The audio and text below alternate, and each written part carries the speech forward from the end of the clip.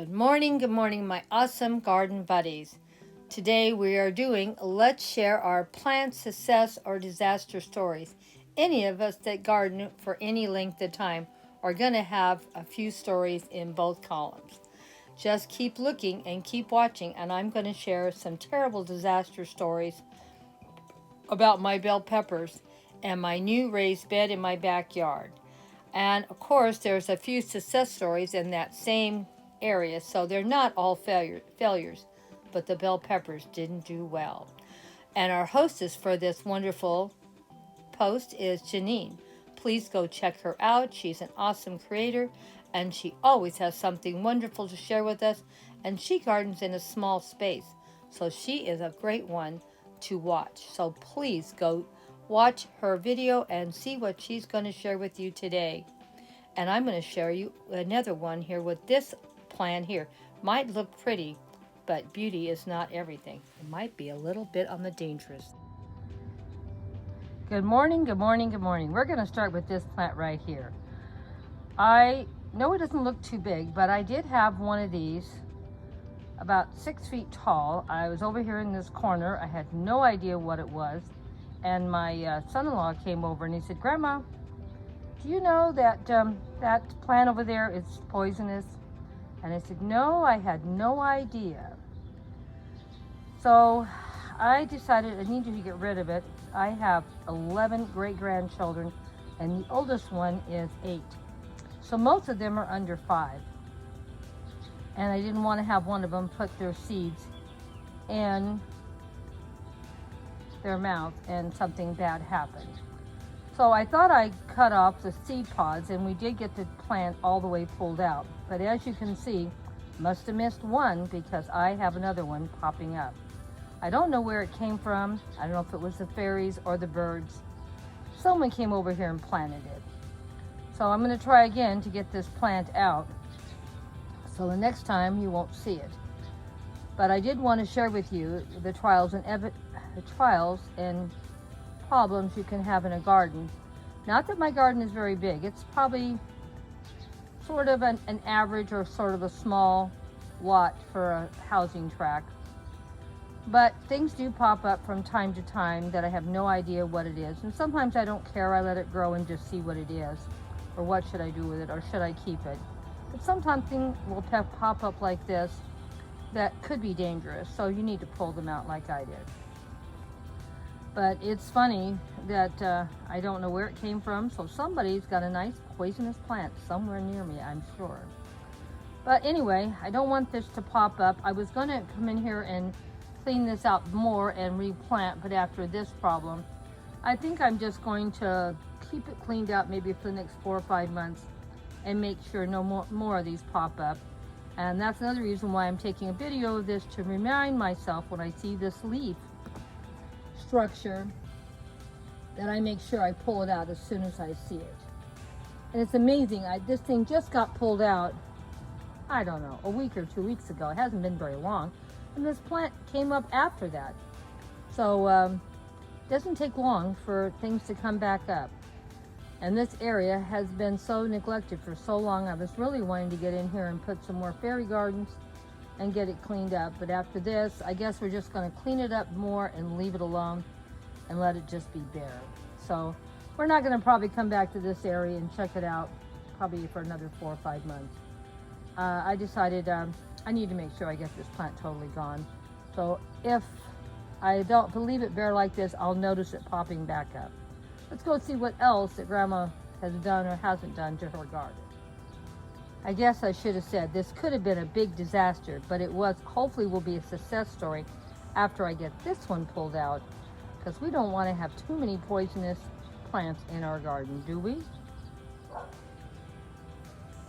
Now this is my disaster for today.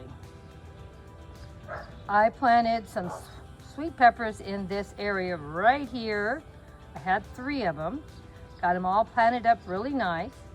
And I came back the next day and they were pulled out of the ground. Now no grandchildren had been over, so there wasn't them. And I don't know exactly what happened. All I know is they were pulled out. Now some of the blackbirds in our area went a little crazy and I have heard of them doing this now. They come around and pull out plants.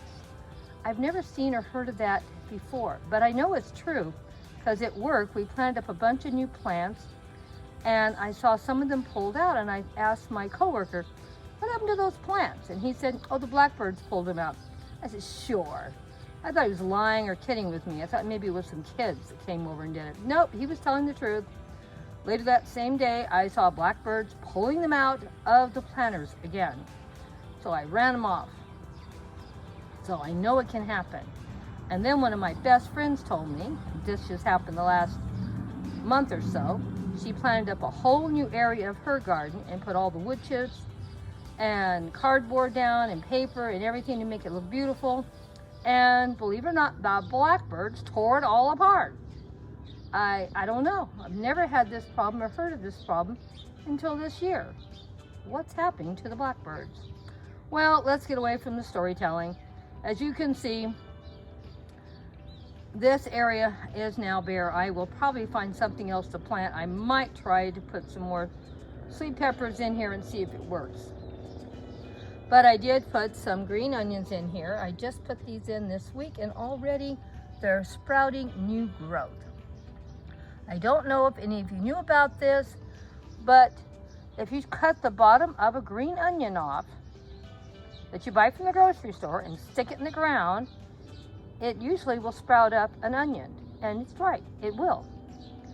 So the sweet peppers were a failure and my green onions are a giant success. Now I have them all around my garden now because they're so easy to propagate and just to cut down and stuff. And I don't have to put seeds out. I'll probably never use seeds again for these because why would I do that when it's so easy just to cut off the bottoms and put them in? It's pretty sure guaranteed they're all going to do something. Because like I said, what do I have in here? I have 1, 2, 3, 4, 5, 6, 7 of them. They're brand new. Just put them in. And out of that, I have 1, 2, 3 already. Wherever the other one is, there it is. The other third one. 3 of them already have shooted up a new shoot. So I think that's a giant success. So just thought I would show you my success and failures. It's amazing the things that we can do. Now this new bed of mine, I think is doing really well. Just put it in this year, brand new. And because it was so large, because when I ordered it online, I had no idea, I guess, how big I was ordering. So this is a lot of money I have spent. So one of the things that I did in here, I planted 4 watermelons to take up, there's a lot of space that's just empty over there. And there still may be a big mistake, maybe having 4 in here, but there's those little tiny watermelons. I've never grown the little ones at all. I tried growing the big ones, I don't know, 2 or 3 times.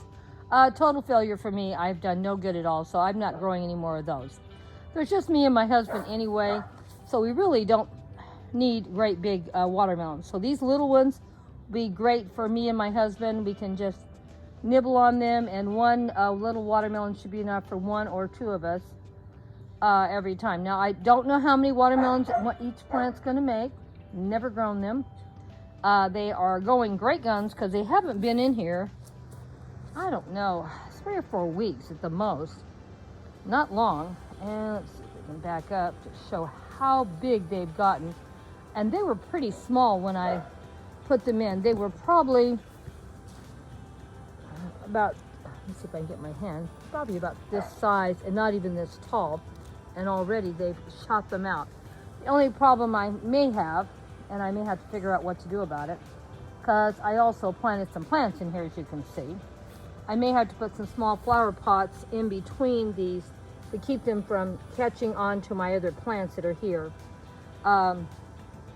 This one here is the small version of the eggplant, and that's what I wanted. I didn't want giant ones. There's just me and my husband. My husband doesn't like eggplant, so I don't need a giant eggplant. I just got the one with the small ones. I've grown them before, and they work out great. And so, as you can see, all of my watermelon plants are doing great. Look at how big that one is. And this one here is my Thai basil. It's probably doubled or tripled in size also since it's been put in there. This this French tarragon, I just put in, I think 2 days ago. I bought it, and it's gonna sound crazy when I say this. I like this plant so much that I just started eating on it. And I said, oh my gosh, what's wrong with me? So I went out and bought 2 more because that's how much I love it. So, and that wasn't even with other food. I did put it in with some of my fish that I made, and I liked it just fine with it too. My 3 little peppers that were pretty small also have probably doubled or tripled in size also. They have, these first 2 have lots and lots of flowers, so we should have peppers pretty soon. Here's another watermelon plant. As you can see, it's doing really good, and it does have quite a bit of space to run to. I may try to figure out something else for it to climb on to give it some more space in here, because they really seem like, I don't know how big I thought they were going to get, but they look like they're going to get pretty big. And this is my smallest one of my 4 watermelons. So they do have a lot of space to fill in, and I'm sure they will. But I wanted a full container since I spent all this money and time, and I didn't want to spend a lot of money on plants, and it's getting sort of late in the season also. So I think I'm going to be pretty happy with this, except for my bell peppers that were a terrible failure, but we'll try again. And maybe they'll make it this next time. I still couldn't believe that something pulled it all the way out. And I don't know how long they were out, but they didn't come back. I gave them, I think, almost 2 weeks to see if they'd come back, and I finally just had to pull them out. I did throw out some flower seeds out here just to have a little color and variety, and I had the seeds already, so it wasn't an expense. So let me know what you thought of my new raised bed and how it's coming along, the successes and the failures of it.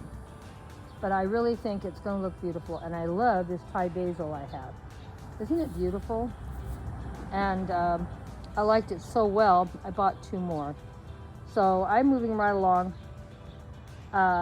getting some more plants in here. I was going to put the other 2 Thai basils in here, but I'm thinking I have plenty of containers. I think I'm going to put them in containers instead and put them some other place in the garden, because this plant is already getting quite large. So I don't think I need to have, I don't know why I thought it was going to stay small, I guess. But, and then of course, like I said, I bought 2 more of these plants, and I'm super happy how they taste. So I've never tasted this plant before, and it's a great seasoning. I really love it. By itself even. That's how crazy it is. I love it. I don't know if you guys are going to like it. I'm just telling you, I love it. There's the name, if you want to buy it. Well, thank you all for coming by for garden success and failures. I shared both with you.